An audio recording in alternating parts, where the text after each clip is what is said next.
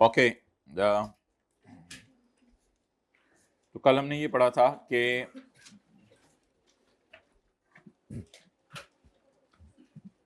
जो रेंट आपको मिलेगा वो इनकम फ्रॉम प्रॉपर्टी में जाएगा। लैंड और बिल्डिंग को अगर आप किराए पे दे देंगे तो फिर ऐसी सूरत के अंदर जो पैसे आएंगे that will be your income from property. और forfeited deposit, this is also your income from property. Forfeited deposit भी आपकी इनकम फ्रॉम प्रॉपर्टी होगा। और इसके साथ जो है वो कोई भी रेंट आप रिसीव करेंगे अगेंस्ट किराए पे देना of land and building together with plant and machinery, ये पूरा का पूरा उठ के कहाँ चला जाएगा? इनकम फ्रॉम अदर सोर्स में। एंड पे खड़े नहीं, वेट करें लेट आने पे, वेट करें 5 मिनट, जितनी देर लेट आया करें उतनी देर पीछे खड़े रहा करें, फिर आगे आके बैठा करें। अभी 9:06 हुए हैं, 6 मिनट बाद आके बैठ जाए आराम से, कोई मसला ही नहीं। अच्छा, अगर आप घर को किराए पे दें और साथ कोई कनेक्टेड सर्विसेज भी किराए पे दें तो सर्विसेज का किराया तो चला जाएगा इनकम फ्रॉम अदर सोर्स में, और घर का किराया चला जाएगा इनकम फ्रॉम प्रॉपर्टी में। एक्चुअल किराया या फेयर मार्केट किराया, विच एवरेज है। भाई खड़े रहे, अभी 6 मिनट लेट आए, 6 मिनट खड़े रहे पीछे। ओके, तो मर्जी आप लोगों की, पता नहीं क्लास को डिस्टर्ब करते रहते हैं। अच्छा मोहतरम, अब ये बड़ी इंपॉर्टेंट डिस्कशन है जो हम सेक्शन 15A में स्टार्ट करने लगे हैं कि इनकम प्रॉपर्टी में कौन से खर्चे माइनस करने की इजाज़त है। इनकम प्रॉपर्टी में कौन से खर्चे माइनस करने की इजाज़त है, तो निकाल लें जी पेज नंबर 2। ये हाइब्रिड में खड़े रहें, बैठने की जगह नहीं देनी। हाइब्रिड में प्लीज प्लीज, ये फीमेल हाइब्रिड प्लीज खड़े रहें, इनको समझ नहीं आ रही, कोई समझा दे मेरी बात। खड़े रहें, पीछे जाके थोड़ा नजर नहीं आएगा ना सबको। नोट्स ले लें, नोट्स। अच्छा जी, नोट्स इनको दे दें निकाल के प्रॉपर्टी के। Following deductions shall be allowed under the head income from property. जी खड़े रहें, पीछे खड़े रहें, लेट आने पे खड़े रहें, नोट्स निकाल लें। अच्छा, अभी सबसे पहली जो हमने बात की थी वो ये की थी इनकम प्रॉपर्टी में कल, कि इनकम फ्रॉम प्रॉपर्टी में खर्चे माइनस करने की इजाजत है। इनकम फ्रॉम प्रॉपर्टी में, अगर कल आप लोग टाइम पे आएंगे तो बैठ जाएं, इनकम फ्रॉम प्रॉपर्टी में खर्चे माइनस करने की इजाजत है। कुछ शराइत पूरी हो जाएं तो वो खर्चे माइनस करने की इजाजत है। वो इधर आगे आए, लास्ट रो में नहीं बैठना, जिस रो में 5 स्टूडेंट्स बैठी हैं वहां के बैठे, गिनने जल्दी से। अब ये देखें आप लोगों की वजह से कितनी क्लास डिस्टर्ब हो रही है। अच्छा, तो इनकम फ्रॉम प्रॉपर्टी में खर्चे माइनस करने की इजाजत है। ये बैग जरा हुक्स पे लटकाएं, नीचे देखें हुक्स हैं भाई, जरा सारे मुझे चेक करवाओ हुक्स, ठीक है, हर जगह लगी हो। हाँ, बैठे, जाएं।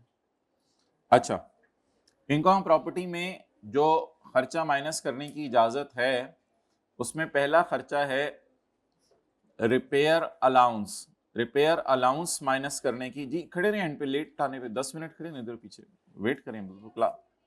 क्या? अच्छा चले आए, फिर आ जाए, इधर आ जाए, थर्ड रो में आ जाए, थर्ड रो वाले जरा जगह बना दे। अच्छा भाई, करो डिस्टर्ब, आखिर में बैठे लोगों को करो डिस्टर्ब, बार बार इनको करो, ये एंड तक आखिर तक जाएंगे डिस्टर्ब, ये तो लेट टाइम है, इनको पूरी क्लास में डिस्टर्ब करें इंशाल्लाह। अभी अभी अभी आपको भी कोई आके डिस्टर्ब करेगा कि उधर हो जाओ, क्योंकि दीवार से होकर लोगों ने नहीं बैठना शुरू करना होता, नहीं क्यों? बैठ जाओ भाई, दीवार से देख लो, दीवार के साथ बैठ के देखो सीए होता है। और हो कोई आप जरा स्कूल में सीए कर रहे हो दीवार के साथ बैठ के? कोई ऐसा, आप तो रोजाना में देख रहा हूँ दीवार के साथ बैठ रहे हो, ये क्या मसला है लोगों को? इधर हो जाओ। अच्छा भाई, रिपेयर एक्सपेंडिचर एक्चुअल माइनस करने की इजाजत नहीं है, उसकी जगह हमने कहा था कि आपको एक रिपेयर अलाउंस माइनस करने की इजाजत होगी। जजाकल्ला भाई, आप हो रहे हो साइड पे, अल्लाह आपको जजाय खैर दे। मिसाल के तौर पे रेंट है घर का 100 रुपया, तो अब चाहे आपने 2 रुपए की रिपेयर कराई चाहे 6 रुपए की रिपेयर कराई, रिपेयर अलाउंस माइनस करने की इजाजत होगी। एंड रिपेयर अलाउंस कैसे माइनस करेंगे? 100 का 20%, 100 का 20% क्या आ गया? 20। तो रिपेयर माइनस करने की इजाजत है या रिपेयर अलाउंस माइनस करने की इजाजत है? Following deductions will be allowed under that income from property. अगर आपने रिपेयर कराई है बिल्डिंग की तो आपको एक अलाउंस माइनस करने की इजाजत है, equal to 1/5 of rent chargeable to tax. बस आखिरी 20 मिनट में याद करा दीजिएगा। मैंने कल वाली जो है वो जो आपको होमवर्क दिया था वो डिस्कस करना है, उसमें डिस्कशन करनी चाहिए ना, काफी सारी अजीब चीजें थी। तो 1/5 ऑफ रेंट अलाउंस आपको माइनस करने की इजाजत है। Following deductions will be allowed under the income property in respect of repair to building and in allowance equal to 1/5 of rent chargeable to tax. अच्छा, अब ये नीचे वाले डब्बे पढ़ने की जरूरत नहीं है, ये जब मैं पढ़ाऊंगा डब्बों के अंदर तब ये पढ़ा दूंगा। ओके, अब ये पता नहीं क्यों लेट आ रहे हैं, चाय लेके आ रहे हैं इधर सीए के लाले पड़े हुए हैं, उनको चाय के लाले पड़े हुए हैं। Point number B, insurance premium. साथ वाली पे बैठ जाओ ना, साथ वाली रो पे बैठ जाओ भाई, जल्दी टाइम ना ज़ाया किया करो, सारे देख रहे होते हैं, व्हाइट बोर्ड का आप लोगों ने रोका होता है। इंश्योरेंस प्रीमियम पेड, कई दफ़ा ऐसा होता है कि आपकी बिल्डिंग होती है भाई, अगर इस तरह सबको हटाना होता है तो फिर पहले आया करें ना, टाइम पे आया करें, ये तो आप 3 लोगों को आप डिस्टर्ब कर रहे हैं बैठे हुए। इंश्योरेंस प्रीमियम, इंश्योरेंस प्रीमियम ये होता है कि आपकी बिल्डिंग है, आपने उसकी इंश्योरेंस करवा ली है और ये आपकी बिल्डिंग है जिसको आपने किराए पे दिया हुआ है, तो मालिक मकान जो ओनर है उसने कहा कि मैं बिल्डिंग की क्या करवाता हूँ, बोले इंश्योरेंस करवाता हूँ। तो बिल्डिंग की जो इंश्योरेंस का प्रीमियम होगा वो आप बैंक को या इंश्योरेंस कंपनी को दे रहे होंगे, ये भी आपका खर्चा होगा। तो ओनर कौन कौन से खर्चे करता है, अब ये मत देखो ना वो कैसे बैठ रहा है, आप मेरी तरफ देखो, हद होती है हाइब्रिड में फर्स्ट रो बॉयज मुंचे वाले भाई, अब वो कोई बैठ रहा है, वो आ रहे तो वैसे देख रहा है, एनीथिंग भाई, ये क्लासें लेना किसी सिखाया हुआ 7th 8th में किसी ने, क्लास कैसे लेनी होती है, नहीं? अच्छा, इसीलिए ठीक है। Insurance premium in the year to insure the building. अब बता दें मालिक के मकान को कौन कौन से खर्चे करने पड़े हैं, जल्दी बताएं, मालिक के मकान को कौन कौन से खर्चे करने पड़े हैं? अगर आप घर किराए पे देंगे घर की रिपेयर भी करानी पड़ेगी, घर किराए पे देंगे उसकी। अच्छा, एक होता है इनकम टैक्स और एक होता है इनकम टैक्स के अलावा कोई और टैक्स। मिसाल के तौर पर लोकल टैक्सेस, लोकल चार्जेस, ये जो चार्ज का लफ्ज है ना, चार्ज का, इसका मतलब टैक्स, सेस का मतलब भी टैक्स है। लोकल टैक्सेस, लोकल टैक्सेस की एक मिसाल है प्रॉपर्टी टैक्स। एक मिसाल क्या है? प्रॉपर्टी टैक्स, जो कल हमने माइनस किया था। लोकल टैक्सेस लोकल गवर्नमेंट को दिए जाते हैं या फेडरल गवर्नमेंट को दिए जाते हैं? Local government. Local taxes local government को दिए जाते हैं या फेडरल गवर्नमेंट को दिए जाते हैं? लोकल गवर्नमेंट को दिए जाते हैं। लोकल गवर्नमेंट आपके इलाके की गवर्नमेंट होती है, फेडरल गवर्नमेंट तो मेन जो गवर्नमेंट है हमारी। तो जी भाई लेट क्यों आए आप दोनों? वो कह रहे तू बता, हॉस्टल में पानी खत्म हो गया था। तो कोई नहीं, हमने तो नहीं काम मुंह धो के आया करें, it is not a necessary. इधर माशाल्लाह पानी है। अच्छा आज बैठे बैठे बैठे वेट टिश्यू रख लें थोड़े से, आप लोग बैकअप रखा करें जो जो मसले हैं उसके। तो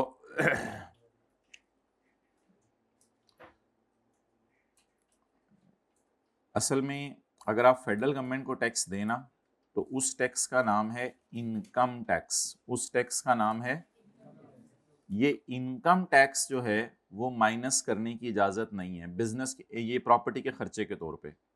इसकी वजह ये है कि देखें, आपने इनकम फ्रॉम प्रॉपर्टी कमाई, आपने रेंट पे किया, रिपेयर अलाउंस पे किया, आपने कोई प्रॉपर्टी टैक्स पे किया 3 रुपए का, अब आपकी इनकम कितनी आ गई? 77। फर्ज करें ये 77,000 है, ये 77 मिलियन है, तो ये रुपीज इन मिलियन है। आपकी इनकम आ गई 77 मिलियन।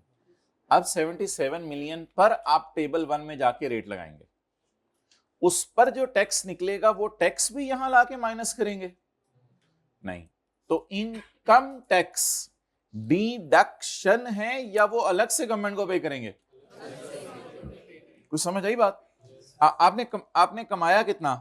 100, रिपेयर कितनी माइनस की, प्रॉपर्टी टैक्स कितने माइनस किया, इसके अलावा आपने इनकम टैक्स भी देने गवर्नमेंट को, ये तो लोकल टैक्स है, लोकल गवर्नमेंट को दे देंगे। इसके अलावा आपने कौन सा टैक्स देने गवर्नमेंट को? अब 77 को जाके आपने देखा टेबल 1 में टेबल 1 में जाके 77 मिलियन पे रेट लगाया, वो कोई ना कोई टैक्स की फिगर आ गई, मिसाल के तौर पे 77 मिलियन पे आ गया 12 मिलियन टैक्स। अब वो जो 12 मिलियन टैक्स है वो भी यहां लाके माइनस करेंगे, फिर तो ये 77 बदल जाएगा और वो भी हिलेगा और सारा। तो बोले कौन सा टैक्स माइनस करने की यहां इजाजत नहीं है, यहां कौन सा टैक्स माइनस? Income tax. बाकी टैक्सेस माइनस करने की ये कोई हम समझ पाए हैं कि ये क्या लिखा हुआ है? Excluding income tax. बहरहाल इंशाल्लाह न्यूमेरिकल्स में इसकी बार बार रिवीजन होगी तो बात क्लियर हो जाएगी। तो इनकम टैक्स मेरे भाई बोले प्रॉपर्टी के हेड का खर्चा नहीं है, प्रॉपर्टी के हेड का खर्चा नहीं है। Local rate, local tax, local charge paid on property और रेंट फ्रॉम प्रॉपर्टी। प्रॉपर्टी के ऊपर पे किया जाए या प्रॉपर्टी के रेंट के ऊपर पे किया जाए। कुछ प्रॉपर्टी पे करते हैं और कुछ प्रॉपर्टी के रेंट के ऊपर पे करते हैं। प्रॉपर्टी पे टैक्स होते हैं और प्रॉपर्टी के रेंट पे टैक्स होते हैं का मतलब ये है कि भैंस पे रेंट है और दूध पे रेंट है। तो समझ आ गई होगी। प्रॉपर्टी मींस घर के ऊपर भी गवर्नमेंट रेंट लगा सकती है और घर के ऊपर भी टैक्स लगा सकती है। मादर घर के ऊपर भी टैक्स लगा सकती है और घर के रेंट पर भी। लेकिन टैक्स लगाने वाली कौन है? Local government. टैक्स लगाने वाली कौन है? भाई अब ये क्यों डिस्टर्ब कर रहे हैं भाइयों को? ये भाई ये शुरू वाली क्लासें अब ये मसले एड्रेस कर लें और आइंदा लेट ना आया करें। जी उस्मान बांट दें कॉपीज, अगर कोई कल नहीं आया था क्लास लें और फिर कॉपी बांटें। ये क्या तरीका होगा? कल कॉपियां बांटी गई हैं और फिर आज जब दिल चाह रहा है आप जो है वो चेहरा शरीफ उठा के ला रहे हैं क्लास में। ऐसा तो ना किया करें ना।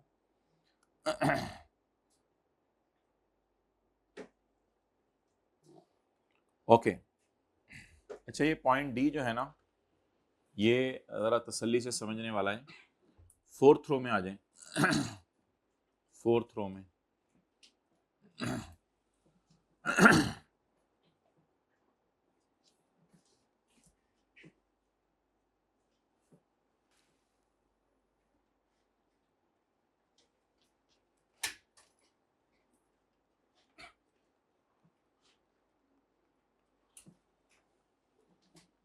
वसीम अकरम के पास बड़ा गौर से समझना है fourth point.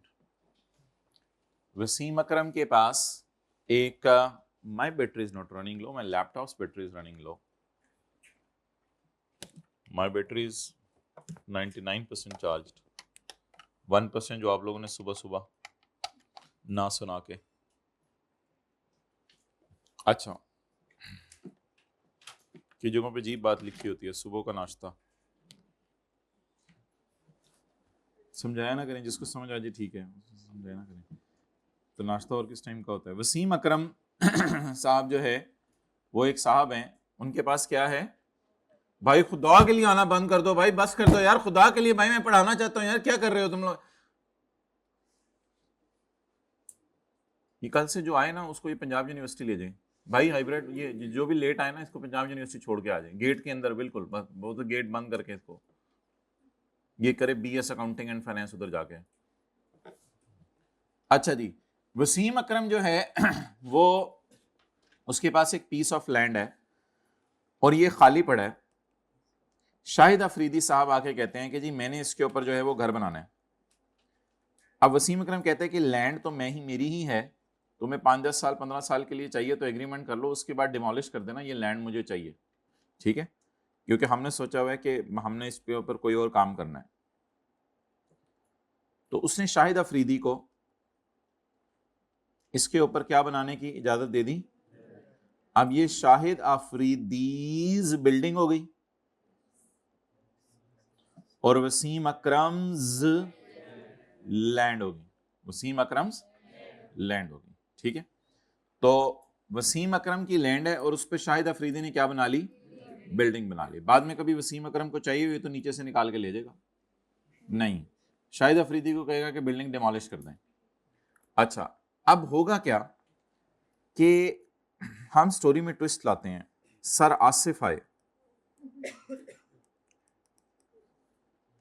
Sir Asif tenant हैं और फिलहाल शाहिद अफरीदी ऑब्वियसली ओन करे ना, वसीम अकरम तो लैंड ओन कर रहा है। तो ये मोबाइल क्या करना है? तो हमें मुझे बताएं जी कितना करना है? 26 तेरी खैर इतनी लंबी जाम नहीं हो सकती, सॉरी 24 20 बाकी ने भी फीस दी हुई है ना। 22 करो इसको, 22 करो। इसका हल ये है कि जहां डायरेक्ट थ्रो होना वहां ना बैठा करें, इनको थोड़ा फीलिंग। ओके अब मोहतरम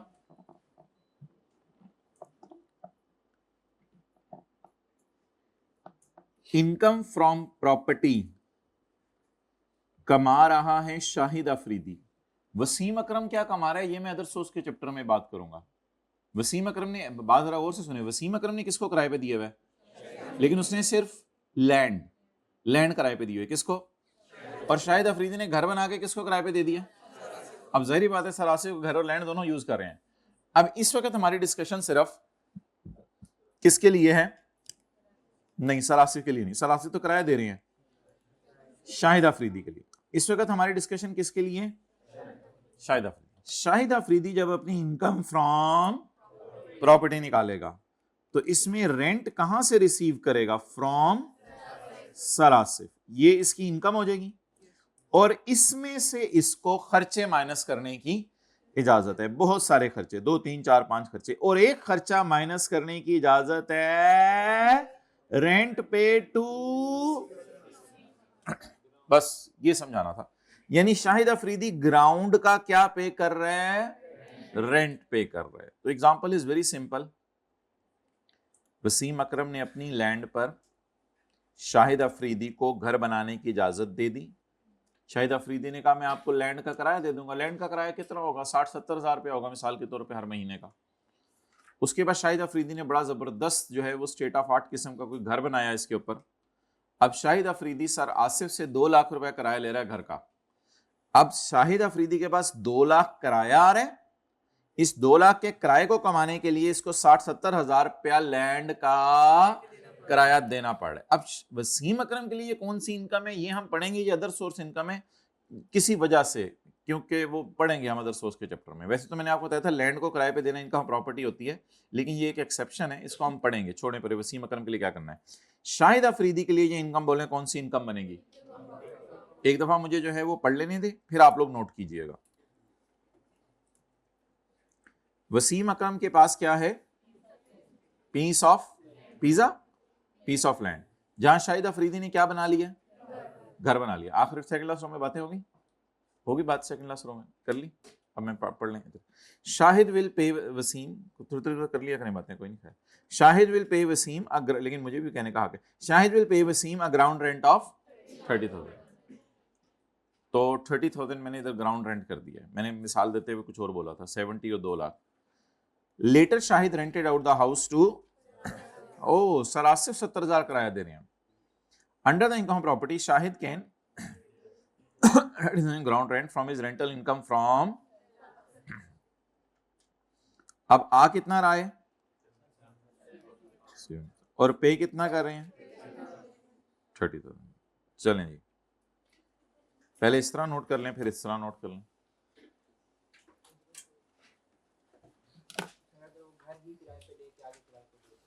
जी वो इनकम हम अदर सोर्स के चैप्टर में पढ़ेंगे।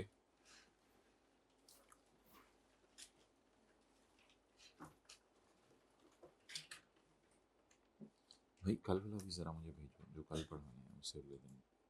और पहले जरा बुक पता करो वही वाले सही है नहीं है, दोनों काम 10 मिनट में करो। हाइब्रिड बॉयज में जाके नोट्स दे दें। ये भाई आके यकसुई से बैठ गए हैं, ना सामने इन्होंने रजिस्टर खोला है ना इन्होंने जो है वो अपनी बॉल पेन निकाली है, बस देख रहे हैं। और अब इन्होंने लेफ्ट हैंड से बैग की जिप खोली है और जिप खोल के इस वक्त बैग में हाथ डाल चुके हैं। ये किसी भी वक्त बैग से जो है वो रजिस्टर निकल सकता है। इस रजिस्टर यार साथ वाले जरा चेक करके बताओ ये टैक्स का रजिस्टर है या क्यूएम वाला रखा हुआ है इन्होंने अभी तक? देखो ना, मैं खोल लो, मैंने इजाजत दे दी है ना, उसका रजिस्टर है, खोलो जरा। नहीं साथ वाला शर्मा रहा है, ठीक है। बॉल पेन निकालो भाई, खोलो खोलो खोलो खोलो खोलो खोलो रजिस्टर खोलो खोलो खोलो, देखो देखो भरा हुआ है या खाली है? खाली है, चलो माशाल्लाह रजिस्टर तो ले आए भाई। भाई बॉल पेन निकाल, अच्छा कैलकुलेटर निकालो भाई। ये हाइब्रिड में अस्तगफिरुल्लाह इतनी भी लेट कोई आ सकता है, इसके लिए तो बहुत लेवल चाहिए। ये मेरे आप जैसे लोगों का काम नहीं है, तो बहुत लेवल चाहिए इतने लेट आने के लिए।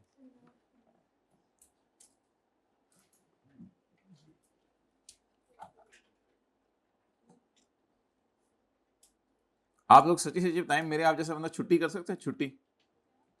छुट्टी कर सकते हैं मेरे आप जैसे बंदा? इसके लिए तो बहुत लेवल चाहिए होता है, बहुत हाई लेवल के लोग हैं जो छुट्टियां करते हैं। मेरे आप जैसे लोगों का काम नहीं है छुट्टी करना। मैनू एक करा लेने दो, ये कर लिया नोट? हाँ तो इतने आ जाओ। कोई इधर लेके जा रहा है, कोई उधर लेके जा रहा है, कभी दर बदर, कभी इनके दर, कभी उनके दर।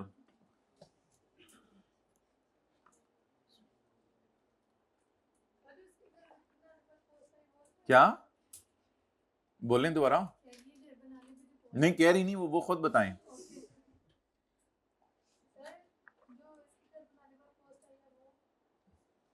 हाँ, वो रिपेयर अलाउंस पास माइनस करें।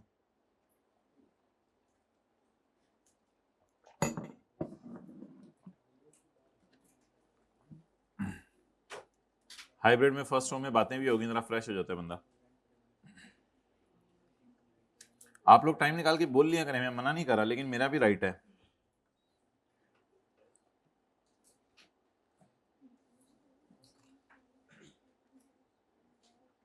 क्योंकि आपके वालिदैन ने ट्रस्ट करके भेजा कि एक कोई ऐसी मशीन से गुजारो कि दूसरी तरफ से सीए करके बाहर निकला हो। हम क्या करें, हमारे पास ऐसी मशीन ही नहीं है, बच्चे को मशीन के अंदर जाके भी कुछ करना पड़ेगा। Point number C, D, ground rent paid for the by Shahid to is deduction for, वो पूरी रात रोंदे रहे, सुबह उठ के मरा कौन है, बोल दें आगे। It is deduction for Shahid Afridi. ये किसके लिए डिडक्शन है? आप लोग भी शायद सही बोल रहे हो, it is deduction for Shahid Afridi. ये शाहिद अफरीदी के लिए डिडक्शन है। किस हेड के अंदर?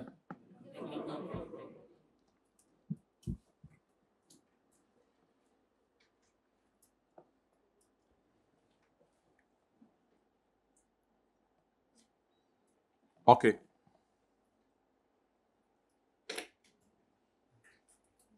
अब पूछें किसी का कोई सवाल है तो।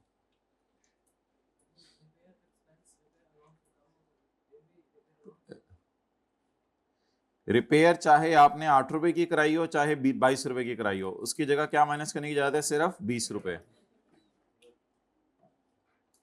ठीक है जी।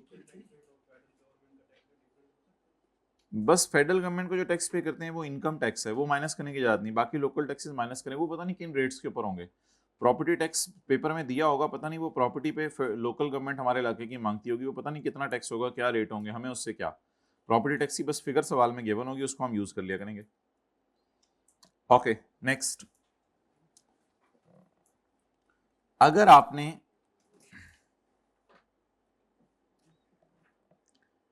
लोन लिया है, पैसे बोरो किए हैं घर बनाने के लिए, खरीदने के लिए, उसको रेनोवेट या एक्सटेंड बढ़ाने के लिए, या दोबारा तामीर करने के लिए, उसके ऊपर आपने जो इंटरेस्ट पे किया है वो माइनस करने की इजाजत है। मिसाल के तौर पे इसी में समझ लें, शाहिद अफरीदी ने ये घर बनाने के लिए बैंक से लोन लिया, तो लोन पर जो बैंक को इंटरेस्ट पे कर रहे हैं वो इंटरेस्ट भी माइनस करने की इजाजत है। Interest to bank by Shahid Afridi. Shahid Afridi जो बैंक को इंटरेस्ट पे कर रहे हैं वो इंटरेस्ट भी खर्चे के तौर पे माइनस करने की।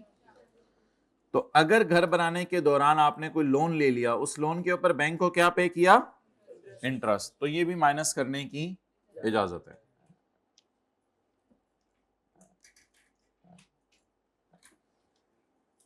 ये प्रॉफिट से मुराद यहां इंटरेस्ट है।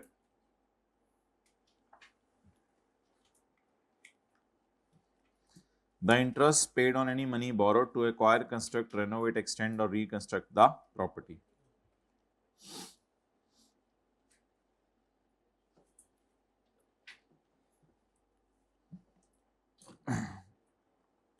अगर आपने प्रॉपर्टी खरीदी है या तामीर की है या रेनोवेट या एक्सटेंड की है या रिकंस्ट्रक्ट की है विद द पैसा contributed by house building finance corporation,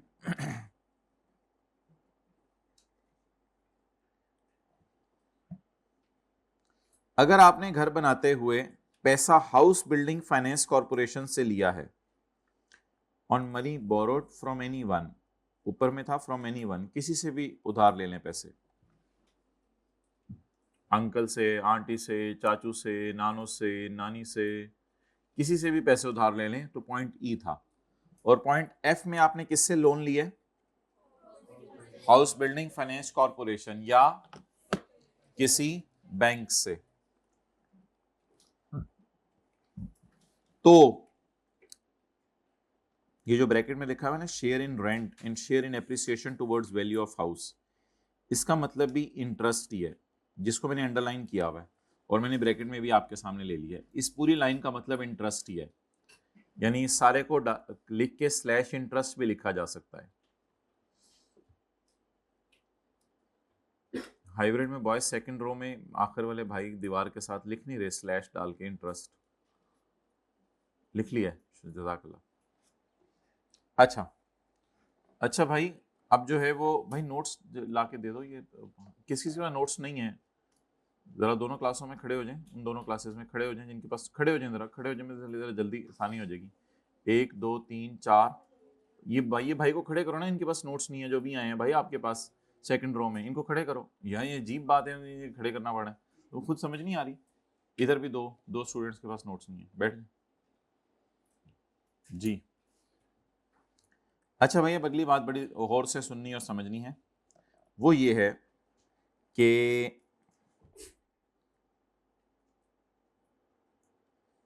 दो लफ्ज लिखे हुए हैं।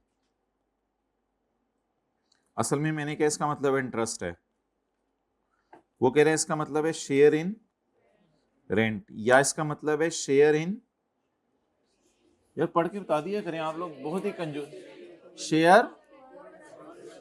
Share towards appreciation in value of property.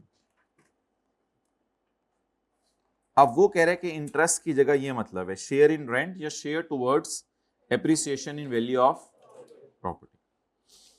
मिसाल के तौर पे एक बंदे ने घर तामीर किया, इसमें 50 लाख ओनर ने डाला और 50 लाख बैंक ने डाला और 1 करोड़ रुपए का घर बन गया। ये जो 1 करोड़ रुपए का घर बना, इस घर के बारे में अब हमने बात करनी है। इस 1 करोड़ रुपए के घर से फर्ज करें रेंट आ रहा है 6 लाख, रेंट आ रहा है 6 लाख। अब इसमें से आप 2 लाख बैंक को दे देते हो और 4 लाख अपने पास रख लेते हो, या बराबर बराबर कर लें, 3 लाख 3 लाख, ठीक है। ये आपने बैंक को दे दिया और बाकी 3 लाख ओनर ने अपने पास रख लिया। अब लॉ मेकर ये कह रहे हैं कि आप इस्लामी जमहूरिया पाकिस्तान में हो तो आप इंटरेस्ट की बात ना करो, आप बैंक को इंटरेस्ट नहीं दे रहे, आप बैंक को रेंट का शेयर दे रहे हो, आप बैंक को रेंट का शेयर दे रहे हो, या आप उसे शेयर दे रहे हो प्रॉपर्टी की कीमत जो बढ़ रही है उसमें। यानी ये प्रॉपर्टी है, आमतौर पे लैंड की कीमत बढ़ती रहती है, ये 100 लाख वाली बढ़ के अब जो है वो 120 लाख 22 लाख की हो गई है, वो जो कैपिटल एप्रिसिएशन हो रही है वो दे रहे हो। हालांकि ये बात बिल्कुल गलत है, ये बात उसकी बिल्कुल गलत है, क्योंकि रीजन ये होती है कि बैंक अपने लोन के ऊपर ही 10-12% इंटरेस्ट लेता है। वो कभी भी नहीं कहता कि किराया आएगा तो मुझे उसका हिस्सा दे देना, किराया नहीं आया तो मैं तुम्हें माफ कर दूंगा, बैंक ऐसा नहीं करते। एंड सेकेंडली, ये क्या हो रहा है इधर, इनको कोई ना क्लास हो रही है, इधर देखे ना भाई, एक क्लास हो रही है और आप लोग इधर कुछ कर रहे हैं, पढ़ाते हुए कर रहा हूँ, क्लासें लेना से नहीं पढ़ाया जाता, मैं क्या करूँ।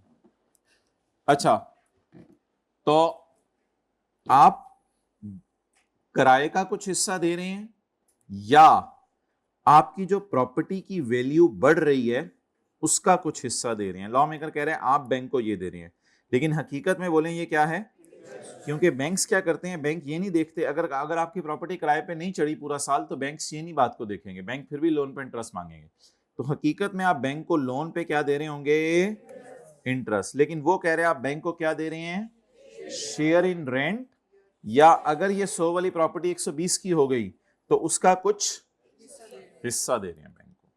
तो ये 3 लाख मैंने आपको क्या निकाल के दिखाया है, share in rent,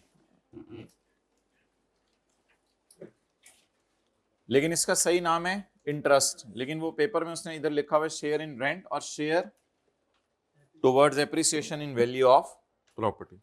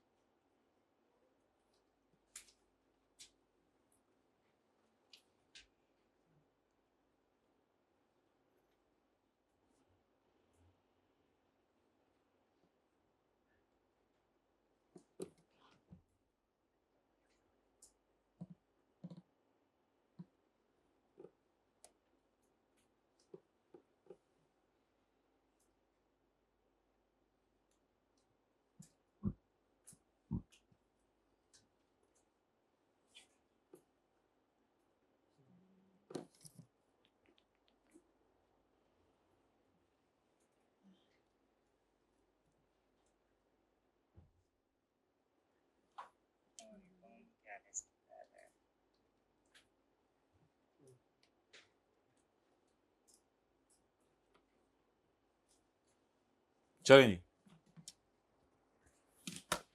speed up guys, her guy speed बढ़ाए।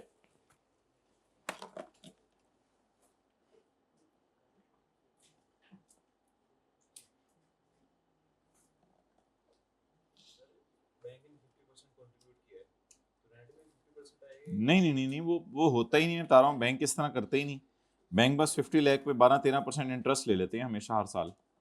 वो तो लॉ मेकर ऐसे समझाना चाह रहा है।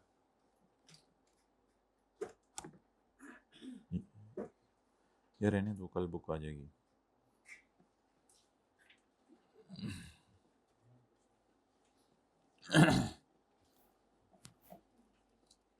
कि भाई ये इसी को सुना पे करते हैं दोबारा, जब गर्मी ये वाला नहीं चल रहा ना, ये वाला चला, ये क्यों नहीं चल रहा?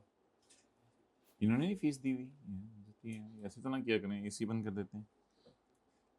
अच्छा ये फिक्र है ना, दोनों दोबारा पढ़ें, ई और F. Any interest paid on, अच्छा ये ना फिक्रा घर में इस तरह याद किया करें, यानी कि any interest paid on what, on any money borrowed. Money borrowed किस लिए? तो इसका मतलब है ऑन से पहले अलग फिक्र है, ऑन के बाद अलग फिक्र है, टू के बाद अलग फिक्र है। Any interest paid on what, on any money borrowed, किस लिए? आगे पर्पस बता दिया। एक्सटेंड क्या क्या, द प्रॉपर्टी। इस तरह आप याद किया करें। Next, if the property is acquired, constructed, renovated, extended और रिकंस्ट्रक्टेड। यहां तक एक फिक्रा हो गया। ये रिकंस्ट्रक्ट किससे की है? With capital, with capital, contributed by house building finance corporation और, अच्छा तो उसको आपने पे क्या किया है? The share in rent and share towards house is allowed as deduction. ऊपर से मिला के पढ़ेंगे ना, is allowed as in respect of repair to building, an allowance equal to 1/5 of rent chargeable to tax is allowed as insurance premium paid in the year to insure the building is allowed as deduction। यानी ये खर्चे के तौर पर minus करने की, शायद भाई एसी चलाएं। Okay, point number G, G for बकरी।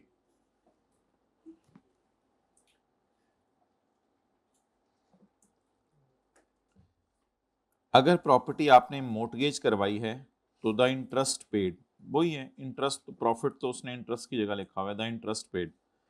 मोर्टगेज ये होती है ना कि आपने, लिख लें, मोर्टगेज का मतलब तो पता है आपको, लिख लें। आपने बैंक से लोन लेके प्रॉपर्टी के डॉक्यूमेंट्स सिक्योरिटी के तौर पे रखवा दिए।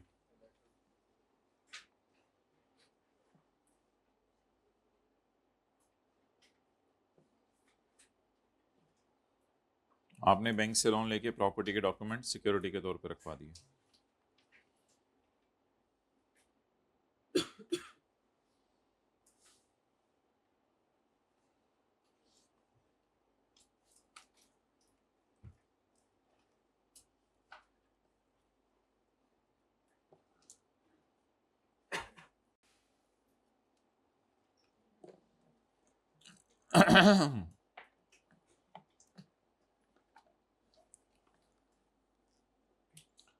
अच्छा जी, अगली चीज है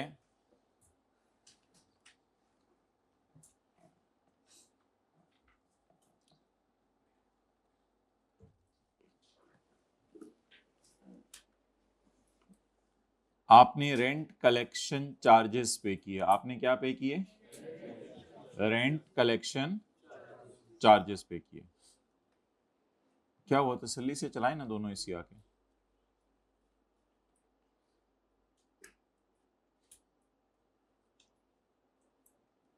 पॉज कर दें।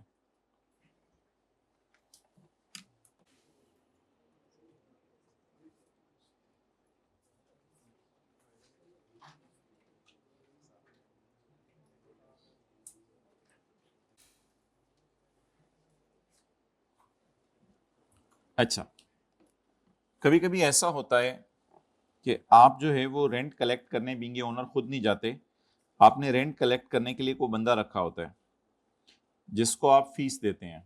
और ऐसा अक्सर होता है जहाँ पे आपने कोई पूरा प्लाजा किराए पे दिया हो। तो अगर आपने कोई पूरा प्लाजा किराए पे दिया हुआ है, जैसे कल भी हमने एक डायग्राम देखी थी, तो पूरा प्लाजा किराए पे दिया हुआ है जिसमें हर फ्लोर पे दुकानें हैं, तो ओनर तो नहीं हर दुकान के ऊपर जाके किराया कलेक्ट करेगा। तो अगर 100 दुकानें हैं प्लाजे में, तो ओनर ने कोई बंदा रखे होंगे, स्टाफ रखे होंगे। उस स्टाफ का नाम होता है एडमिन स्टाफ। उसको कोई ना कोई एडमिन के पैसे दे रहे होते हैं या रेंट कलेक्ट करने के चार्जेस दे रहे होते हैं।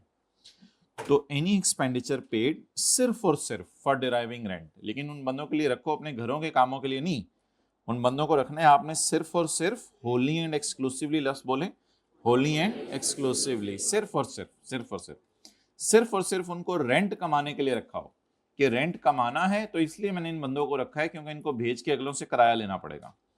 तो ये रेंट कलेक्शन चार्जेस माइनस करने की इजाजत है up to lower of what and what, actual expense और 4% ऑफ रेंट चार्जेबल टू। इसकी इंशाल्लाह हम रिवीजन करेंगे अब आने वाले दिनों में, और कल भी मेरे ख्याल से हमने इसकी रिवीजन की है। उसमें एक्चुअल खर्चा भी दिया हुआ था रेंट कलेक्शन चार्जेस का, और 4% भी हमने लगा के देखा था। तो ये एडमिन और कलेक्शन चार्जेस के बारे में हो गया। तो रिपेयर अलाउंस माइनस करने की इजाजत है 1/5, एक्चुअल रिपेयर माइनस नहीं कर सकते। इंश्योरेंस प्रीमियम पूरा माइनस करने की इजाजत है। लोकल गवर्नमेंट को टैक्सेस पे किया माइनस करने की इजाजत है। इनकम टैक्स माइनस करने की इजाजत नहीं है। ग्राउंड रेंट माइनस करने की इजाजत है। लोन लिया आपने, चाहे वो लोन किसी से लिया, चाहे वो बैंक या HBFC से लिया, चाहे वो लोन अपनी प्रॉपर्टी मोर्टगेज करवा के रखवाया, इन सारी सूरतों में जो आप इंटरेस्ट पे करेंगे, that will be allowed as deduction. वो इंटरेस्ट खर्चे के तौर पर माइनस करने की इजाजत है। ओके, आपके खिलाफ कोई केस हो गया क्योंकि आपने सूट पहना हुआ था। नहीं, सूट का क्या मतलब है, कोर्ट केस। आपके खिलाफ कोई केस हो गया जिसमें अगले बंदे ने कहा कि ये प्रॉपर्टी मेरी है, ये प्रॉपर्टी मेरी है।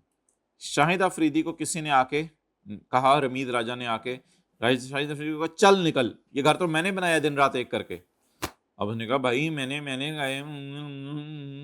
ऐसे तो ना मेरे साथ, इसकी ईंटों पे मेरे फुटप्रिंट्स अभी तक मौजूद हैं, तुम जरा देखो पेंट उतार के देखो, मैंने दिन रात एक करके ये घर बनवाया, ऐसे ना करो मेरे साथ। अब फिर शाहिद अफरीदी को लॉयर, इधर ऊपर देखे ना, क्लास इधर ऊपर हो रही है, ऐसे ही मैं पढ़ा रहा हूँ कंसंट्रेशन से।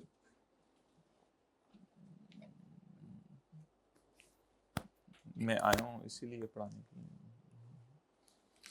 तो ये खर्चा भी माइनस करने की इजाजत है। लीगल चार्जेस पेड, किसी लॉयर वगैरह को फीस आपने दी, legal charges paid to defend the title of property और any suit connected with the property in court, या कोई भी केस चल रहा हो प्रॉपर्टी का कोर्ट में, तो टाइटल ऑफ प्रॉपर्टी पे भी मसला हो सकता है, या कोई भी केस चल रहा हो connected with the property in court, वो माइनस करने की इजाजत है।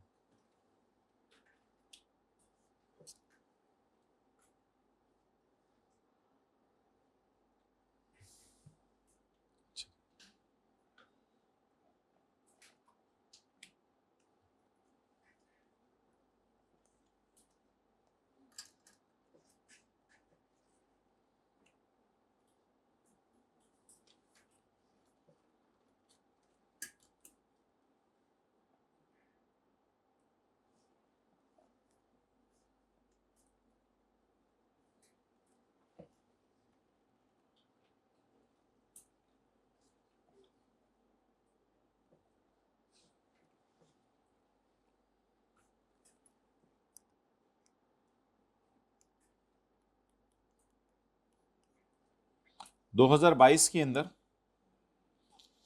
आपने घर किराए पे दिया, तो 1 लाख महीने का किराया था, साल का किराया 12 लाख। ये आपकी रेंटल इनकम में चला गया। 3 महीने का किराया इसमें से रिसीवेबल है। तो कितने महीने का किराया रिसीव, अभी मैं इधर समझा रहा हूँ, लिख क्या लिख रहे हैं अभी तो देखिए, तो समझ लिया ना। 2022 में आपने घर किराए पे दिया, 12 महीने का किराया कितने, 12 लाख रुपए, और इस 12 लाख में से 9 लाख आपको मिल गया है और 3 महीने का रिसीवेबल है। लेकिन कल हमने कहा था इनकम में कितना डालना है, 12 लाख। बिल्कुल रिलैक्स होकर क्लास नहीं लेनी, थोड़ा सा टेंटिव भी रहना है। अच्छा नेक्स्ट, अब अगले साल क्या हुआ, 2023 में, 2023 में ये बैड डेट हो गया, वो 3 लाख जो मिलना था क्या हो गया। तो जब 2023 में आप अपनी इनकम फ्रॉम प्रॉपर्टी कैलकुलेट करेंगे तो उसमें आपकी, अक्सर लोगों की काफी सारी प्रॉपर्टीज रेंट पे चल रही होती हैं, तो उसमें आपका जो भी रेंट आया आपको, उसमें से ये पुराना वाला 3 लाख माइनस करने की, क्योंकि इस 9 लाख में, 12 लाख में 9 लाख तो मिल गया था, 3 लाख मिलेबल था, जो मिलेबल था, रिसीवेबल था, वो मिलेबल मिल गया या मिल गया या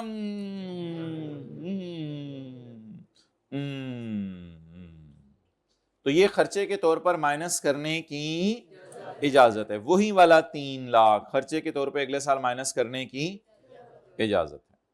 ठीक है, साइड पे होकर नोट कर लें, ये बैड डेट माइनस करने की इजाजत है।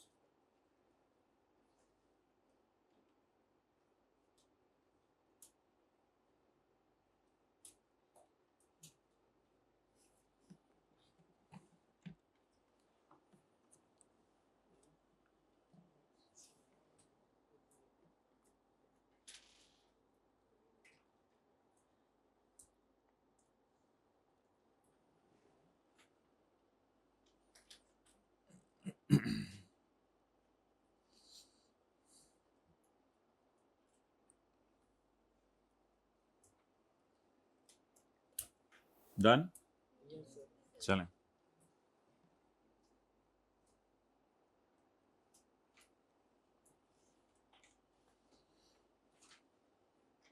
अच्छा जी, बैड डेट माइनस करने की 3 शराइतें। बैड डेट माइनस करने की 2022 में माइनस की हैं या 23 में माइनस की हैं, 23 में। तो 2023 में जो भी आपकी रेंट इनकम आ रही होगी उसमें से ये 3 लाख आप माइनस कर लेंगे, नोट्स दें। बैड डेट माइनस करने की कितनी शराइतें, 3 शराइतें। बैड डेट माइनस करने की एक शर्त तो ये है कि ये मुझे पढ़ा लेने, बैड डेट माइनस करने की 3 शराइतें, उसमें से एक शर्त तो ये है कि ये टेनेंसी बोनेफाइड हो। टेनेंसी बोनेफाइड होने का मतलब ये है कि ये मालिक मकान अपने नाम दिखा सके कि ये मेरा मकान है, और किराएदार से भी एग्रीमेंट दिखा सके और साबित कर सके ये सारी चीजें ओरिजिनल है, फेक नहीं है। इसी में एक शर्त और है कि आपने जो डिफॉल्टिंग किराएदार है उसको अपनी प्रॉपर्टी से निकाल दिया है, डिफॉल्टिंग टेनेंट को, किराएदार को अपनी प्रॉपर्टी से निकाल दिया है, या आप स्टेप्स ले रहे हैं, बॉल पॉइंट या उंगली मुंह में नहीं डालनी, या आप स्टेप्स ले रहे हैं उसको अपनी प्रॉपर्टी से निकालने के लिए, लेकिन आप कहते हैं कि मैं बंदे लेके आ जाता हूं तुझे निकालने के लिए, उसने कहा मैं अकेला ही काफी हूं, आप डर गए। तो या तो आपने उसको निकाल दिया है, या आपको लग रहा है कि मैं उसे निकाल नहीं सकता, मैं उसे निकाल नहीं सकता। ठीक है, आपने उसको वॉइस नोट भेजा, मैं तुम्हें निकाल दूंगा, उसने कहा बेटा हमें पता है तू किस रास्ते से गुजरता है, आपने डिलीट फॉर ऑल, मैं नहीं तुझे निकाल। अच्छा नेक्स्ट, इसके बाद जो है वो अगला स्टेप ये है कि आपने उसके खिलाफ कोर्ट में केस कर दिया है, फिर बैड डेट माइनस करने की जाता है। आपने उसके खिलाफ कोर्ट में केस, या आपको लगता है कि अगर आपने उसके खिलाफ कोर्ट में केस किया तो वो आपको कोर्ट में डाल के ले जाएगा, अपने बोरी में डाल के आपको कहीं छोड़ाएगा, आपको ये लग रहा है? या आपने उसके खिलाफ केस कर दिया है, या आपको पता है कि उसका इतना लेवल है कि अगर मैंने उसके खिलाफ केस कर दिया तो मेरा लेवल फारग हो जाना है। और तीसरी बात, ये बैड डेट पास्ट में इनकम में जा चुका हो और इस पे टैक्स भी दे दिया हो। जाहिर बात है जब ये इनकम में गया था तो इस पे टैक्स भी दिया होगा आपने। तो ये तीन शरायत हैं। कौन हाथ खड़ा करके बता देगा? कौन हाथ खड़ा करके बता देगा? जी हाथ जी बताएं। वो उन सेकंड लास्ट रो में भाई ने हाथ खड़ा किया जी। हाइब्रिड में बता दें, इंग्लिश में कोई बता दे हाथ खड़ा करके। इंग्लिश में बताना है, इंग्लिश में बताना है जी। हाइब्रिड में प्लीज प्लीज, कौन हाइब्रिड में बताएगा इंग्लिश में ये तीनों शरायत? तीनों क्लासों में किसी ने नहीं हाथ खड़ा किया जी। फर्स्ट रो में माइक दे दें, फर्स्ट रो में माइक दे दें हाइब्रिड में। आखिर से भेज दें माइक। क्या चीज क्यों नहीं चल रहा? क्या? हाँ कोई मसला नहीं। आप ये आपको मैं फोन कर रहा हूँ, जाके दें फोन। जल्दी जाएं हाइब्रिड में। ये इधर वाले हाइब्रिड में जाएं। फोन जी जी जी। ज़माना बदल चुका है, चीज़ें तो बहुत तेज़ी से चेंज हो रही हैं दुनिया में। तो कितनी शरायत हैं भाई? अगर ये तीन शरायत पूरी हो जाएं, फर्स्ट रो में जाएं, अगर ये तीन शरायत पूरी हो जाएं तो बैड डेट माइनस करने की इजाजत है। मैं जरा कॉल सुन लूँ। जी बोलें। समीर उधर ही रहें। There is surety that property is bona fide. आगे बोलें। वो डॉक्यूमेंट्स ठीक है, वो आगे चलें, अगली बात।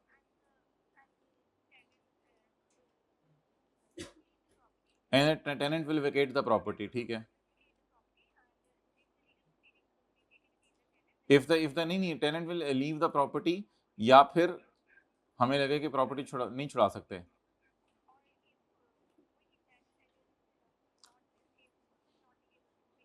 और वी थिंक डेट कि हम उससे प्रॉपर्टी नहीं छुड़ा सकते, ठीक है। अगली बात अंग्रेजी में। And legal proceeding have been taken against the tenant. आगे आगे आगे। और we consider that it is useless, ठीक है ठीक है ठीक है। ये तीसरी बात in the previous year the income is the rent received is included in income, ठीक है भाई। 200 रुपये देके इनको आ जाएं। समीर 200 रुपये इनाम दे दें इनको। ओके मैं जरा बात कर रहा था, अब आ जाए वापस आप लोग। मादरत भाई क्लास में कॉलेज सुन जी। मैं भी सारा पढ़ाता हूँ इंशाल्लाह। वो इंतजार करें तो छोड़ेंगे नहीं इंशाल्लाह आप लोगों तो समझ। पढ़ें जी पढ़ें।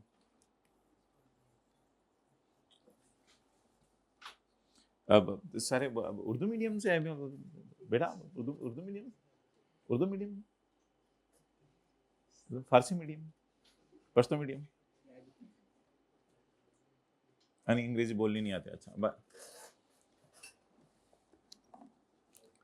Where there are reasonable grounds to believe that unpaid rent is, जहां कहीं रीजनेबल ग्राउंड्स हों ये बिलीव करने के लिए कि रेंट इरिकवरेबल है, जहां कहीं रीजनेबल ग्राउंड्स हों ये बिलीव करने के लिए कि रेंट क्या है, रेंट मिल ही नहीं सकता, तो क्या करें? एन अलाउंस, अलाउंस से मुराद इधर अमाउंट लिखें। An amount equal to unpaid rent. क्या होता है बोले? अनपेड रेंट क्या होता है? Bad debt. अनपेड रेंट को क्या कहते हैं अंग्रेजी में? Bad debt. अच्छा जी, आपको बैड डेट माइनस करने की इजाजत है।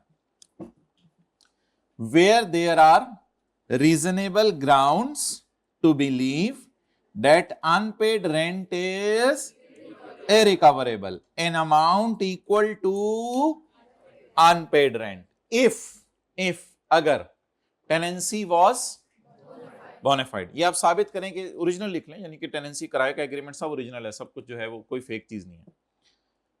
अगली बात तो बड़ी आसान है। द किराएदार हैज वेकेटेड द प्रॉपर्टी, किराएदार ने प्रॉपर्टी वेकेट कर दी है, और steps have been taken, steps today,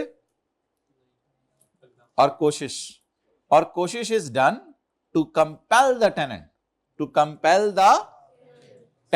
to vacate the, कोशिश की है, हम इसको उधर से खींच रहे थे 3-4 बंदे की, तो घर छोड़ के चला जाओ, उसकी बीवी उधर से खींच रही थी किराएदार की, तो वो अकेली ही माशाल्लाह काफी थी आंटी, हमने इधर से खूब जोर लगाया, 3 बंदों ने, उधर एक उधर से खींचा, तो ने कहा भाईजान मेरा हाथ टूट जाएगा, छाड़ दो तुम्हारी मेहरबानी। तो बस फिर वो आंटी का ऐसा टेरर था कि हमने कहा मेहरबानी। और steps have been taken to compel the tenant to vacate the property, and the defaulting tenant is not in occupation of any other property of the person। ये बात मैंने आपको नहीं बताई थी। और अगली शर्त ये है कि आपकी कोई और प्रॉपर्टी भी उसने किराए पर ना ली हो, ये अगली शर्त है। दूसरा भाई, owner has initiated the legal proceeding, या आपने कोर्ट में केस उसके खिलाफ कर दिए, और ही बिलीव डेट, या आपका ख्याल है कि अगर मैं उसके खिलाफ कोर्ट केस करूंगा तो फिर उसको पता है कि मैं और मेरे बच्चे किस रास्ते से गुजरते हैं, तो सॉरी। एंड अनपेड रेंट किसे कहते हैं? Bad debt. And bad debt has previously been included under the head income from, और बैड डेट प्रीवियसली कहां जा चुका है? बोले इनकम फ्रॉम।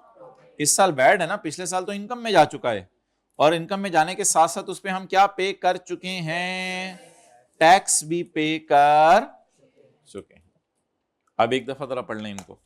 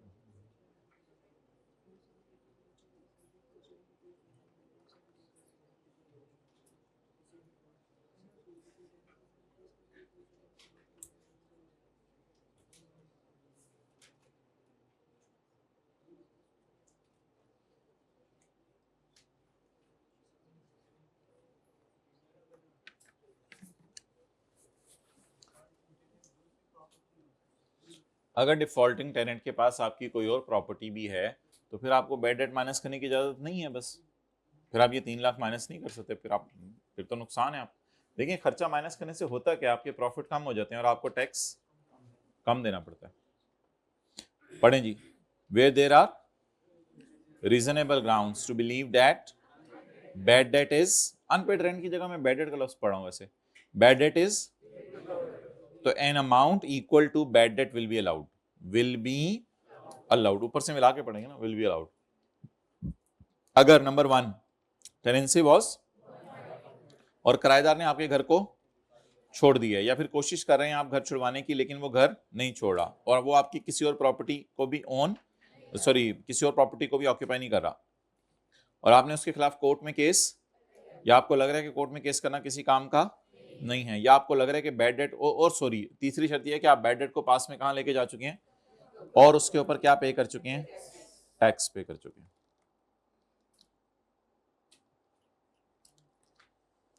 हाँ, अगली बात आसान है कि where any unpaid rent allowed as deduction is wholly और पार्टली रिकवर्ड, जहां अनपेड रेंट सारा या थोड़ा सा रिकवर हो जाए, the amount recovered shall be chargeable in the year of receipt, जिस साल वो पैसे आए उस साल इनकम में चले जाएंगे।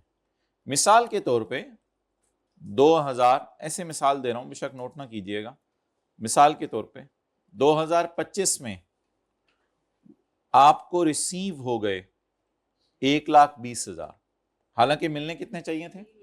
3 लाख। 3 लाख में से 1,20,000 मिल गए, तो अब ये 1,20,000 2025 की इनकम फ्रॉम प्रॉपर्टी में चले जाएंगे, ऐड हो जाएंगे। तो अगर बैड डेट बाद में रिकवर हो जाए तो फिर देखिए ना, अब टैक्स वालों को भी तो कोई फायदा होना चाहिए। पहले तो हमें फायदा हो गया था कि 3 लाख हमारे खर्चे में चला गया था, जिसकी वजह से हमें टैक्स सेव हो गया था। लेकिन अब वो बंदा 3 लाख में से कितने दे गया? 1,20,000। तो फिर ये 1,20,000 आपकी इनकम में ऐड हो जाएंगे। अब इसी एग्जाम्पल के नीचे इस पे टैक्स देना पड़ेगा। इसी एग्जाम्पल के नीचे आप लिख लें, assume that he received 1,20,000 out of 3 lakh. Assume he received 1,20,000 out of rupees 3 lakh in 2025.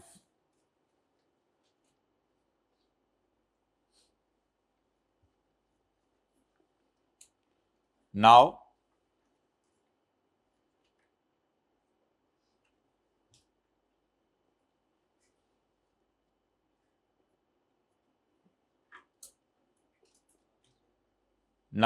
बोलिए ना आप, क्या कंक्लूजन निकला? Now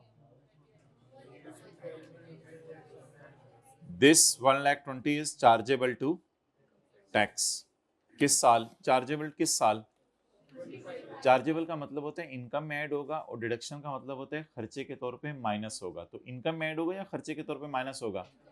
so it is chargeable to tax in 2025 में ये चार्जेबल टू टैक्स है।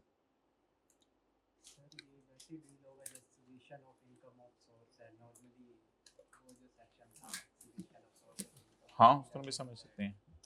अच्छा जी, अब माजरत उन हजरात से जिन्होंने अभी तक वो पीआरसी की वजह से बाकी लेक्चर नहीं लिए, तो अब ये लोग नोट कर लें, अगर इन्होंने अभी तक पिछले लेक्चर नहीं लिए हुए, कि हमारे लेक्चर नंबर 9 के अंदर जो आखिरी 30 मिनट्स की डिस्कशन है वो चैप्टर 4 की है। तो ये अपने रजिस्टर पे नोट कर लें ताकि इनको याद रहें कि जब ये वो पहले 7-8 लेक्चर आप लोग ले लें, तो उसके बाद आप लेक्चर 9 के भी आखिरी आधा घंटा रिवाइज़ करने के लिए लें, क्योंकि अभी शायद आपको समझ नहीं आएगी। तो जो पीआरसी से आए हैं और पिछले हफ्ते क्लासें नहीं ली या अभी अभी ज्वाइन किया, उनको मैं कह रहा हूँ कि आप थोड़ा सा, आपको हमें 20-25 मिनट हमारा बैठना आपको बर्दाश्त करना पड़ेगा। बैठे रहें, समझ आ जाएंगी थोड़ी थोड़ी चीज़ें, कोई इतनी ऐसी टफ भी नहीं है। तो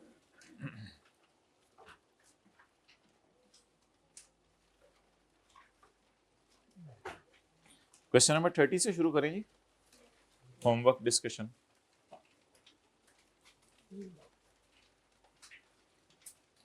अरसलान एक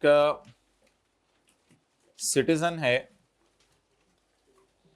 पाकिस्तान का, और पेज 22 से कल वाले नोट्स का, पिछले वाले नोट्स का, चैप्टर 4 के, is employed by an international banking organization based in UK. Pakistan का सिटीजन है, ये बात याद रखिएगा, उसने वादे बता दिया। The following details outline Aslan's travel and work assignments across different countries during tax year 2024. 1 जुलाई से 15 अक्टूबर तक यूके रहा है जी। 31 जुलाई में दिन, अगस्त में कितने? जुलाई, अगस्त, सितंबर में कितने? 30, अक्टूबर में कितने? 15, टोटल 10। अच्छा जी, 107 डेज ये कहां रहा? यूके में। अच्छा जी, यूएई 16 अक्टूबर, उंगलियों पे गिने, 16, 17, 18, 16, 17, 18, 19, 20, 21, 22, 23, 24, 25, 26, 27, 28, 29, 30, 31। कितने दिन बन गए? 16। 16 दिन अक्टूबर के, नवंबर के 30, दिसंबर के 31, 77। ओके, आगे चलें। पाकिस्तान, ये थोड़ा सा है ना ऐसे अजीब सा सवाल के आने और जाने का दिन कोई वाजे तौर पे है ना, थोड़ा अजीब सा। तो बस ठीक है, पता नहीं, शायद यकम को पाकिस्तान आया होगा, 26 को चला गया होगा, यही समझ लें। थोड़ा सा है इस सवाल में ये वाला ना, ऐसे वादे तौर पे पता नहीं चल रहा किस दिन आया, फ्लाइट किस दिन की थी। तो बस जिस तरह वो सवाल वाला चला रहे फिर उस तरह चल लें। थोड़ा सा इस सवाल में इस तरह का है मसला, बस यकम कोई पाकिस्तान आया होगा, फिर ये नहीं कि 31 को वहां से निकल गया होगा, वो बस जाने दें अब इसको। यकम से 26 कितने दिन बन गए? गिनिए का ना खुदा के लिए, लिखे पाकिस्तान कितने दिन हो गए? 26। ठीक है, अच्छा जी। अब यूके में दोबारा 27, 28, 29, 30, 31 कितने दिन बन गए? 5 दिन बन गए। और फरवरी में ये 2024 है। 2024 और 2028 का साल याद रखिएगा, आपके पेपर के लिए 2 साल ही आ सकते हैं। 2024 और 2028 लीप ईयर है, तो अगर 2024 या 28 का सवाल पेपर में आ गया तो याद रखिएगा उसमें लीप ईयर है। 2028 का तो आना नहीं, 2024 का ही आएगा तो आपके पेपर में। तो फरवरी में कितने दिन है? 29। मार्च में 2, 36। ये कहाँ रहा है? यहां लिख दो 36। कुछ समझ आ रही है मैंने क्या किया है? इस तरह जरा मैं अलग अलग कर रहा हूं। अच्छा जी, आगे चलें। पाकिस्तान में कितने दिन रुके? 3 मार्च। 3 मार्च। असल में इसको इस तरह भी कर सकते हैं ना, यकम और 2 फारग कर दें, बाकी तो 31 माइनस 2 दिन फारिग कर दें, 29। तो 29 डेज कहाँ रुका? पाकिस्तान। और उसके बाद 29 भी और 30 भी कितने हो गए? 50। 20 जून तक है। अच्छा, अप्रैल में नहीं गिना मैंने, मादरत, अप्रैल में नहीं गिना। तो मार्च के कितने दिन हो गए? अप्रैल के, मई के, जून के 30, टोटल 120। अच्छा जी, अब तो तैयार करा दें मुझे। इसका कितना है यूके का? ये 146। अच्छा, आप पेपर में कैसे सिनेरियो बेस्ड सवालों को, जिसको आप केस स्टडीज कह रहे हैं, लिख के आना है। लिखें जी इसका जवाब। पता नहीं क्या बोला आपने। अच्छा, मुझे भी ये कराने दें। An individual is resident individual, मैं लिख देता हूं। तो भाई इतनी देर के आपके नोट्स मेरे पास पड़े हुए हैं, कब दिए थे? अच्छा, बैड डेट वाले में दिए थे, शुक्र है। अगर मैं घर लेके चला जाता फिर, तो फिर भी इतने सादा ना बना करो दुनिया में। बता दिया करो भाईजान वापस कर दो, टाइम पूरा हो गया। मैंने जो देखना था तो कह रहे थे भाईजान कितने लोग तो आजकल छोटी सी बात नहीं छोड़ते। दाढ़ी रखे मौलवी साहब, भाईजान की हो गए कि हल्का सा भी कर दो, लोग तो नहीं छोड़ते। बता देना था मुझे। ओके, अच्छा जी, अब मुझे ये बताएं कि an individual is considered as an individual. An individual is considered as resident individual if he is present in Pakistan. मैं बता देता हूँ, मुझे पता है। हमें बोलने भी नहीं देते, हमारे कॉन्सेप्ट क्लैरिटी हम दिल में बोला करेंगे। आज के बाद बोलें। An individual is considered as resident individual if he is present in Pakistan for a period. ये बरकत के लिए कुछ लोग बैठे हुए लिख नहीं रहे। For a period और पीरियड अमाउंटिंग इन, इनको सेब निकाल के दे दें, ये खाएं। आप लोग इन लोगों की टेंशन ना छोड़ा करें, लेकिन सेब निकाल के दे दिए, खा यार तू वेला बंदा। Individual considered resident individual if is in Pakistan, if is present in Pakistan for a period or period amounting in aggregate to 183 days or more in a tax year, as he stayed in Pakistan। ये hybrid में second row, second student female में, ये क्या programme कोई नहीं लिखने का। As he state, ये शुक्रिया आप लिखना शुरू कर दिए, मेहरबानी। पहले बताना था, मैं आपको बता देता उस पर। As he stayed for only 146 days in Pakistan, as he stayed for only, she है, ही है, अरसलाना तो नहीं है। As he stayed for only 146 days in Pakistan। क्या बोल रहे हैं? मुझे गलत बोल रहा हूं मैं कुछ? तो फिर चुप कर जाए। As he stayed for 146 days in Pakistan, so as per first criteria, as per first criteria she is, he attentive आप लोग, ठीक है। As per first criteria she is non, he is non resident individual, but we will also apply the second criteria. वही ना लिखाइएगा paper में, उसे पता चल जाएगा 2-3 लोग मिलके कर रहे हैं। but we will also apply the second criteria. Sorry examiner, I forgot the second criteria, you may apply it yourself.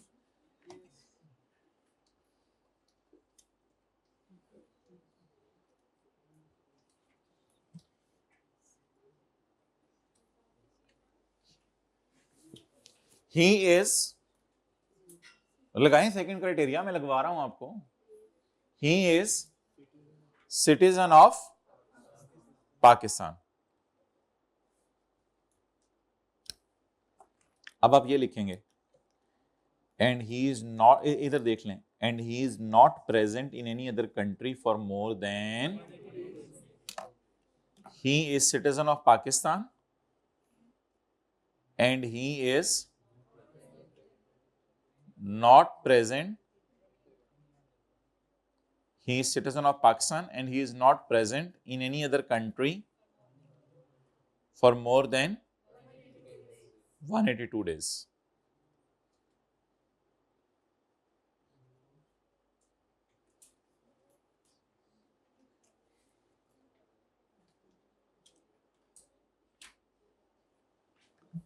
अब ना आगे मेरे ख्याल से अब इस तरह लिखाएं,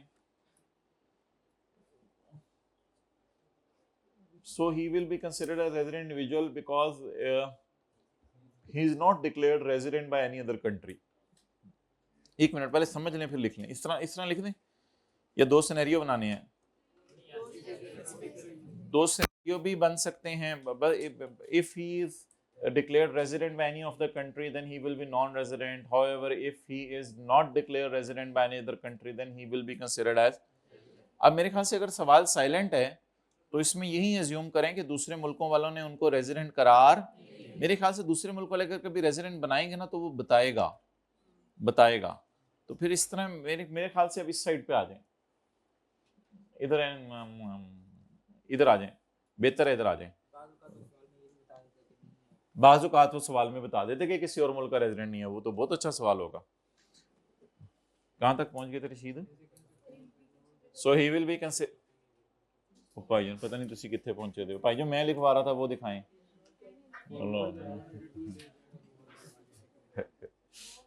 He is citizen of Pakistan and he is not present in any other country for more than 182 days.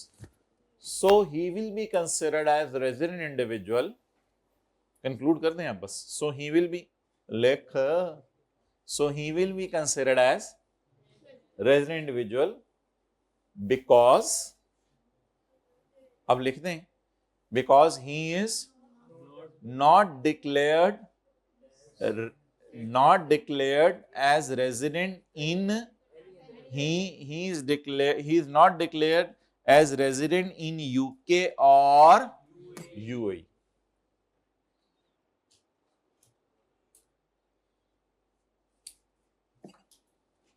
तो दोनों मुल्कों में से किसी ने रेजिडेंट तो करार नहीं दिया, मेरे ख्याल से दोनों मुल्कों में से कोई रेजिडेंट करार देगा तो सवाल बता दिया करेगा।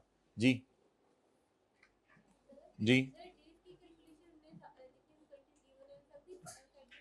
हाँ सबका कर लिया करें, तो 182 डेज वाली बात भी तो गिननी होती है ना। हाँ ठीक है चलेगा, वैसे बेहतर है जरा यूके यूएई लिखने। अच्छा ये हो गया था question number 29।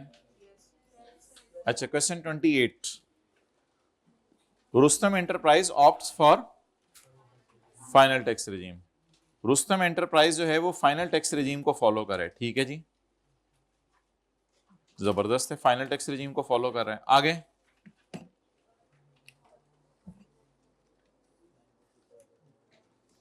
Under the income tax ordinance list down the rules that apply to income subject to. वैसे ना ये एक्सपोर्ट सेल मैंने आपको थोड़ा सा बताया था कि फाइनल टैक्स रेजिम है, लेकिन ये उसको आपके लेवल पे पूछना नहीं चाहिए था क्योंकि आपका लेवल ही क्योंकि एक्सपोर्ट सेल हमारे सिलेबस में नहीं है ना, लेकिन उसने जो मेन सवाल है वो अलग से लिख के पूछ लिया है, rules that apply to income subject to final tax. Final tax वाली इनकम को कौन से रूल्स लगते हैं? तो फाइनल टैक्स वाली इनकम को कौन से रूल्स लगते हैं? ये my dear, my bro, my Bablu, my भालू, माय टिंकू, माय शिंकू, ये आप लोगों को हमने रूल्स पढ़ाए थे, और ये रूल अल्लाह आपके साथ वाले का भला करे, ये थे सेक्शन 8 में के ये देखें ना, इसमें लिखा हुआ है कि rules applicable to income under final tax regime. ये पेज 17 पर सेक्शन 8। जिन्होंने लेट क्लासें ज्वाइन की है वो तो बुक खोली होगी, उनके पेज नंबर भी कुछ और होंगे। ये ठीक है जी, चलें। और कौन सा सवाल होमवर्क में था? 26 तो वही है ना, 26 तो वही है, 27 अभी नहीं कर सकते वो किसी वजह से। 24 तो छोड़े ना, 23 कर लेते हैं। 24 तो हो गया था ना, 23 करें जी। नहीं, मुझे करा लेने दें। पढ़ें जी सवाल एक दफा।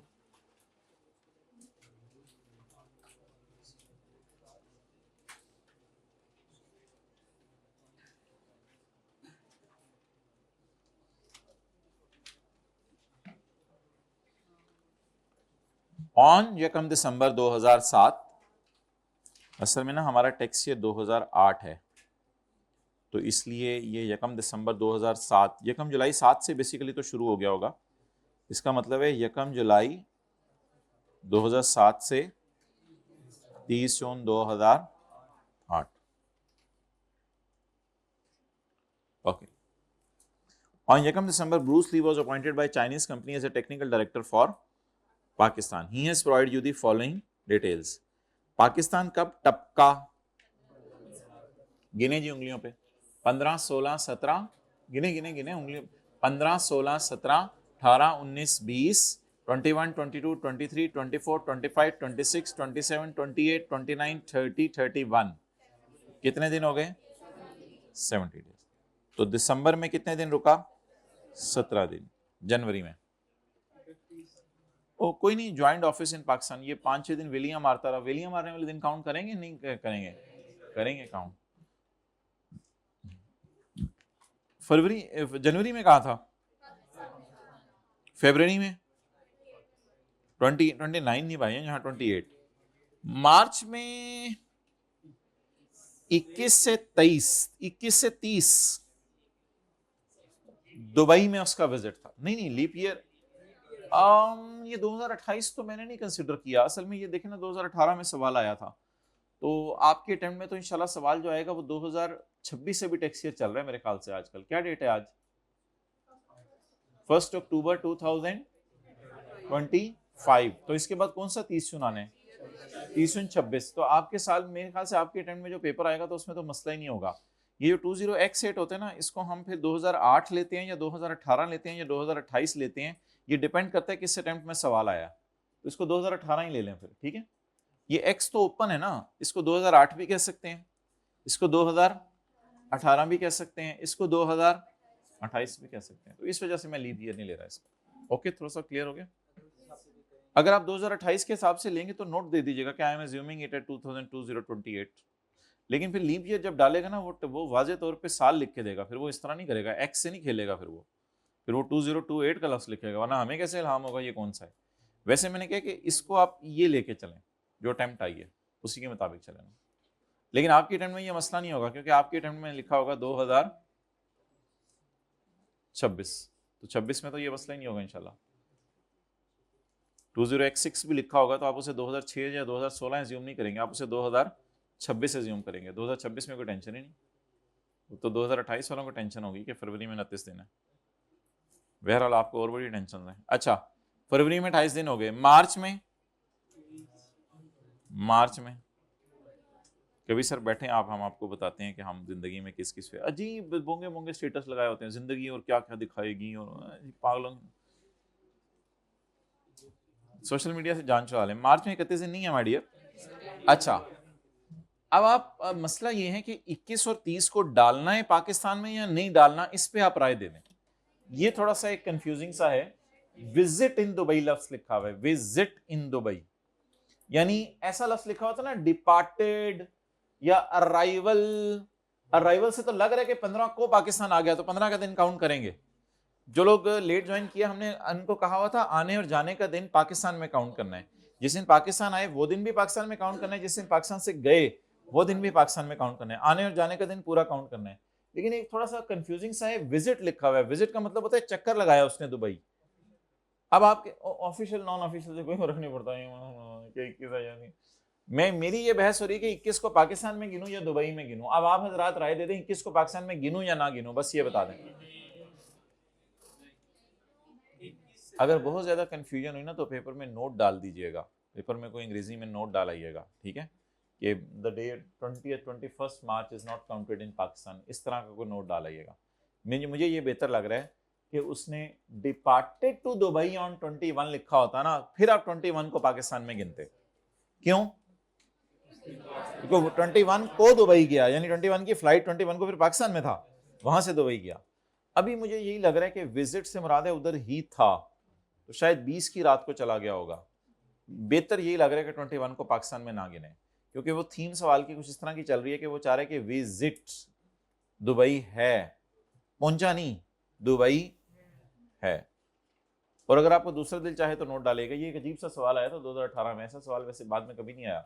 विजिट अजीब सा लफ्ज़ है, तो कितने लोगों को थोड़ी सी ये कन्फ्यूजन आई थी घर में कि 21 को गिनना नहीं गिनना। मैं यही मसला था इस सवाल में, और तो कोई मसला नहीं था। अब अगर मैं 21 को नहीं गिन लें तो नोट डाल दें, मैं कह रहा हूँ ज़्यादा बेहतर ये कि ना गिने। अब 20 दिन पाकिस्तान में रहा, ठीक है, और 21, 22, 23, 24, 25, 26, 27, 28, 29, 30 को फारग कर दें और 31वां दिन भी पाकिस्तान में काउंट कर लें, तो 20 जमा 1 कितने बने? मार्च में 21। अगेन साउथ कोरिया वाला भी वही मसला है, फिर साउथ कोरिया में भी वही लफ्ज लिखा हुआ है अजीब सा, विजिट या डिपार्टेड, विजिट। तो विजिट से फिर ये समझ लें कि 12 से 21 साउथ कोरिया ही है, तो 11 तक कहां था? पाकिस्तान। अब 11 दिन अलग रख लें, 22 से उंगलियों पर गिन लें, 22, 23, 24, 25, 26, 27, 28। अच्छा, अब कोई बच्चा ये ना कहे कि आप 12 नहीं गिन रहे तो इस तरफ से 21 गिन लें, या 21 गिन रहे हैं तो उधर से 12, 21 ना गिने तो 12 गिन लें, इस तरह ना कहें। बस विजिट से मुराद उधर ही था, 22 को शायद आया। 22, 23, 24, 25, 26, 27, 28, 29, 30, 9 दिन ये हो गए। 11 जमा 9, 20 दिन बन गए। अच्छा, जून का तो पूरा काउंट करेंगे ना, क्योंकि जून में नॉर्दर्न में रह गया, तो जून का तो पूरा काउंट करेंगे ना, बिकॉज जून में नॉर्दर्न एरियाज में रहे ये या साउदर्न एरियाज में रहे, इससे कोई फर्क नहीं पड़ता। मई में, जून में, हाँ जी 178।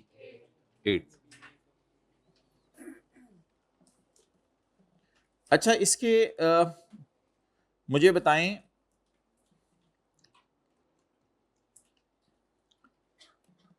वन 178 डेज इधर हुआ, तकरीबन ये 9-10 दिन दुबई में रहा,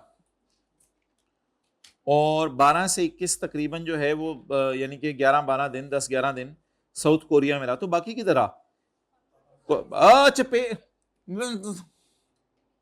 बोंगिया ना मारा करें।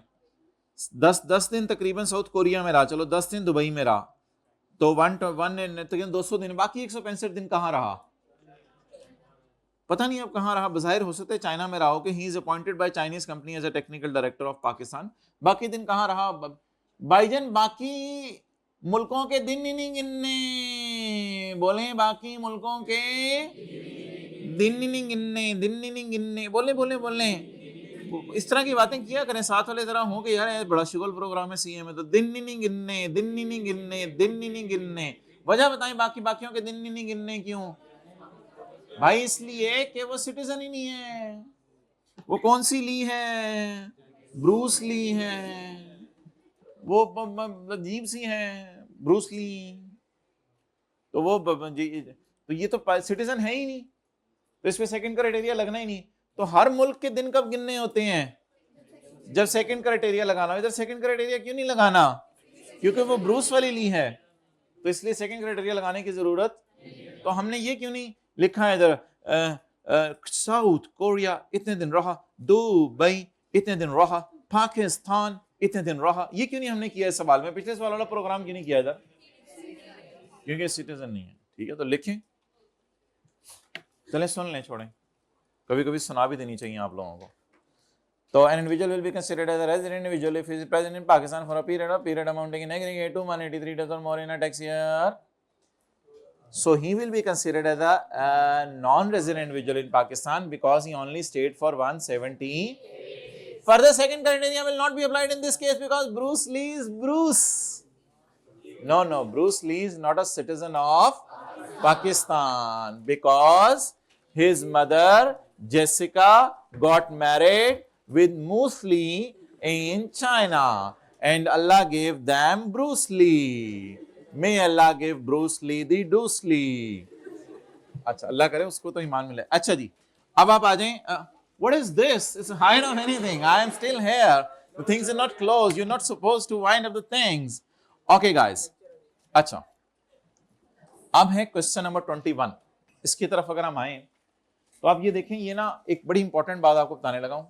ये क्यू से शुरू हो रहा है क्वेश्चन ये, और ना ये देखें ये एन पे खत्म हो रहा है। ठीक है, ये आपने नोट करना है घर जाके।